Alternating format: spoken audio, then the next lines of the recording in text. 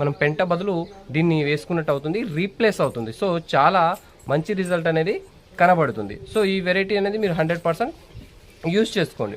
ఇలా చేసుకోవడం వల్ల కూడా మీరు ఖచ్చితంగా మనం భూసారత్వాన్ని అనేది పెంచుకునేటువంటి అవకాశాలు అయితే ఉంటాయి. సో కాంప్లెక్స్ ఎరువుని అయితే 99% కొంచెం అవాయిడ్ చేయండి. కాంప్లెక్స్ ఎరువులు అవాయిడ్ చేయడం వల్ల ఖచ్చితంగా మనము భూసారత్వం అనేది పెంచుకోవచ్చు. సో నేను చెప్తున్నాను, కానీ మనం చెప్పినంత మాత్రం రైతులైతే చాలా వరకు చేంజ్ అవుతలేరు.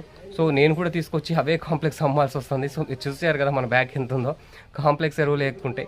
సో అందరూ కూడా వాడేటువంటి రకాలు కాంప్లెక్సే. సో ఆల్రెడీ అలవాటు పడ్డారు, వాళ్ళకి ఎంత చెప్పినా కూడా మన మాట వింటలేరు.